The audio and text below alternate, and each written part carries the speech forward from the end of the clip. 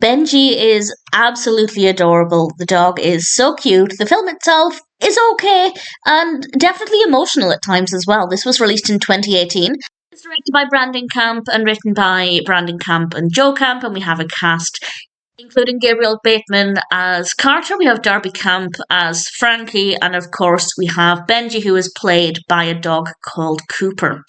And Carter and Frankie are brother and sister, and they're not in a great situation at the moment, and they find Benji, or rather Benji finds them, a dog without a home, but they're not able to keep him.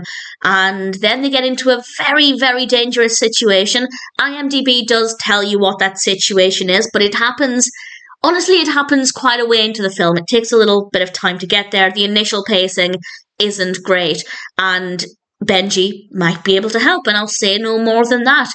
The narrative is okay. The pacing definitely isn't. I'd say the first half of the film is very slow, but a lot happens in the second half, so it kind of makes up for it. And once it gets going, it's pretty interesting. I thought our protagonists were really likable characters. Obviously, they're children. I wanted the best for them. And the story itself has some interesting characters that we meet along the way. Needless to say, Benji is a star. He's absolutely precious.